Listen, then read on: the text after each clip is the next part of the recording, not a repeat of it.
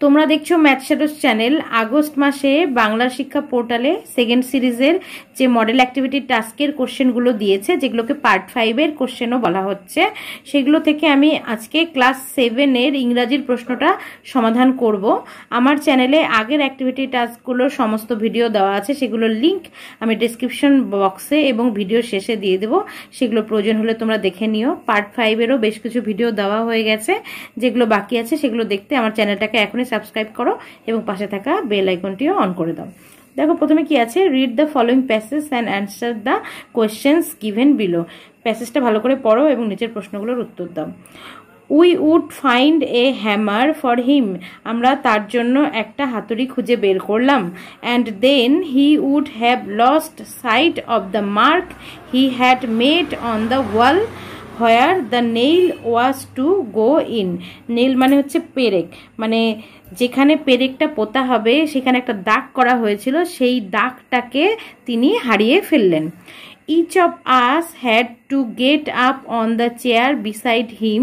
আমরা তার পাশে একটা চেয়ার ছিল, সেই চেয়ারে উঠে পড়লাম। and see if we could find it, এবং তারপর আমরা দেখলাম যদি আমরা খুঁজে পাই।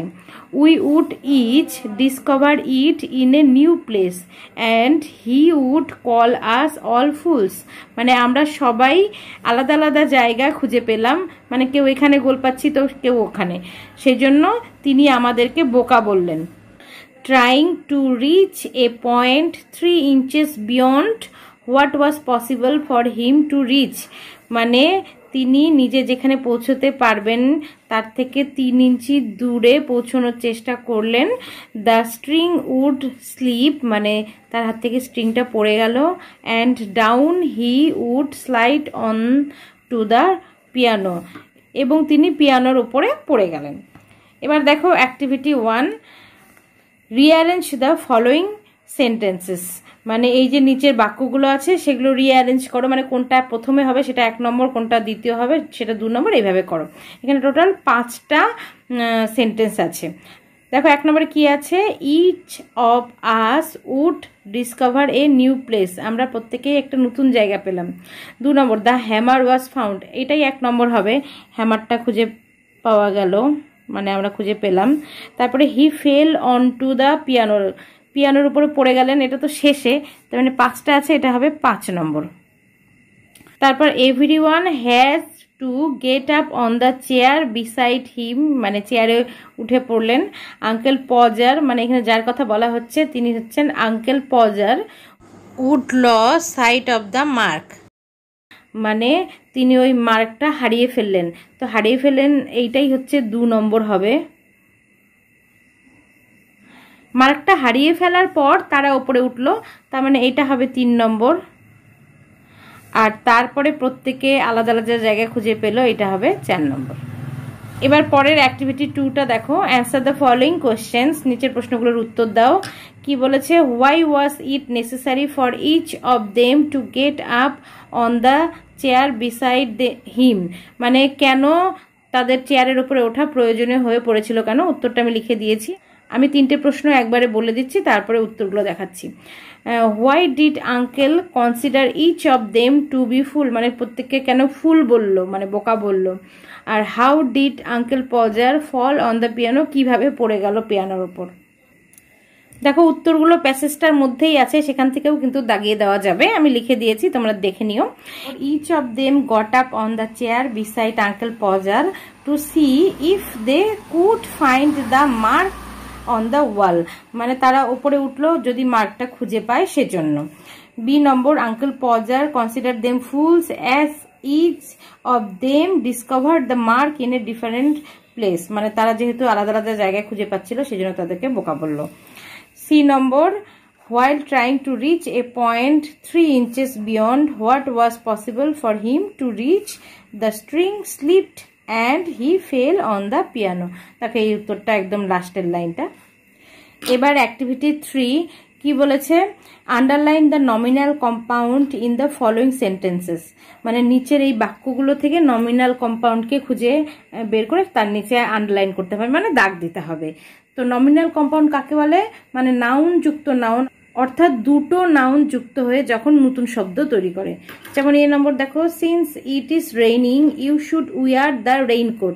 দেখো এই যে শব্দটা রেইনকোট, এখানে রেইন একটা শব্দ আর কোট একটা শব্দ, এই দুটো মিলে হয়েছে রেইনকোট। তাহলে এইটাই কিন্তু হবে নমিনাল কম্পাউন্ড। তোমরা লিখবে নমিনাল কম্পাউন্ড, এটা হচ্ছে রেইন কোট। পরেরটা দেখো, do you know how to use the washing machine. আমরা দেখতে পাচ্ছি ওয়াশিং মেশিন, আন্ডারলাইন করতে বলেছে, কিন্তু শুধু আন্ডারলাইন করলেই হবে, না লিখলেও মনে হয় হবে, তো লিখে দিলাম। এটা নমিনাল কম্পাউন্ড হবে ওয়াশিং মেশিন।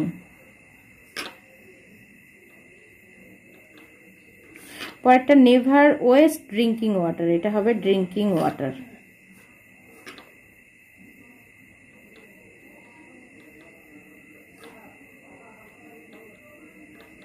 পরেরটা there is not a single oil pump in our area, এটা হবে অয়েল পাম্প।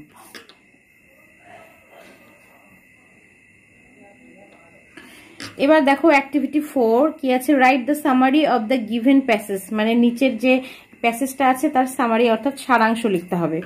দ্য কনস্টেবল কেম, মানে কনস্টেবল এলো, he took me by the hand and pushed me out, মানে তিনি হাত দিয়ে আমাকে ধরলেন এবং আমাকে টানতে টানতে নিয়ে গেলেন।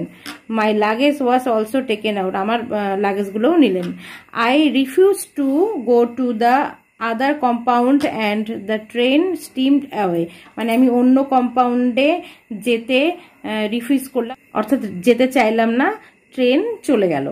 I went and sat in the waiting room, আমি গেলাম এবং ওয়েটিং রুমে বসলাম। Keeping my hand bag with me, আমার হাতের ব্যাগটা আমার সাথে রয়েছে।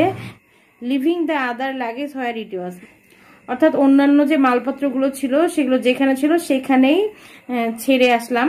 The railway authorities had taken charge of it, মানে অর্থাৎ রেলওয়ে অথরিটির অধীনে, মানে তারা দেখবে এইগুলোকে। এবার দেখো এটার সামারিটা আমি লিখে দিচ্ছি, তারপর মানেটা বুঝিয়ে দিচ্ছি। দেখো সারাংশ লিখতে হয় থার্ড পার্সনে, সেজন্য সেইভাবেই হবে। দেখো এখানে যে বলছে তাকে আমরা স্পিকার বলতে পারি অথবা ন্যারেটর বলতে পারি, মানে বক্তা বা কথক, হ্যাঁ, বা বর্ণনাকারী বলতে পারো। তো কি লিখেছি দেখো, the constable came to take speaker, যে কোনো একটা দেবে, স্পিকার অথবা narrator. Speaker out with his luggage, মানে কনস্টেবল এসে স্পিকারকে, মানে যে বলছে বক্তাকে, তার লাগেজের সঙ্গে বাইরে নিয়ে গেল। Instead of moving to another compartment the speaker left his luggage in the custody of railway authority and prefer to sit in the waiting room, মানে অন্য কম্পার্টমেন্টে যাওয়ার পরিবর্তে বক্তা তার লাগেজকে রেলওয়ে অথরিটির কাছে রেখে ওয়েটিং রুমে বসাটাকে প্রাধান্য দিল। তো এইটুকুই হবে, মানে যা থাকে তার থেকে মোটামুটি হাফ লিখতে হয়। তো দেখো আমি এইভাবে লিখলাম। তবে একটা জিনিস করতে পারো তোমরা, যে সবাই যদি একই রকম লিখতে না চাও, মনে করো যে একটু আলাদা লিখবে, তাহলে প্রথম লাইনটা যা আছে তাই লিখবে, আর দ্বিতীয় লাইনটা লেখার সময় কিভাবে লিখবে এখানেই আছে, আমি বলে দিচ্ছি একটু। দেখো, the speaker prefer to sit in the waiting room instead of moving to another compartment, তারপরে লিখবে লিভিং হিজ, লেফট না লিখে লিখবে leaving his luggage in the custody of railway authority, মানে একই হলো, মানেটা একটু ঘুরিয়ে হলো, যে বক্তা ওয়েটিং রুমে বসাকেই বেশি প্রাধান্য দিলেন অন্য কম্পার্টমেন্টে যাওয়ার পরিবর্তে তার লাগেজকে রেলওয়ে অথরিটির কাছে রেখে। তাহলে এই ছিল আজকের ভিডিওটি। ভিডিওটা ভালো লাগলে একটা লাইক করো, প্রচুর শেয়ার করো, কমেন্ট করেও জানিও, চ্যানেলটা সাবস্ক্রাইব করো এবং পাশে থাকা বেল আইকনটি অন করো।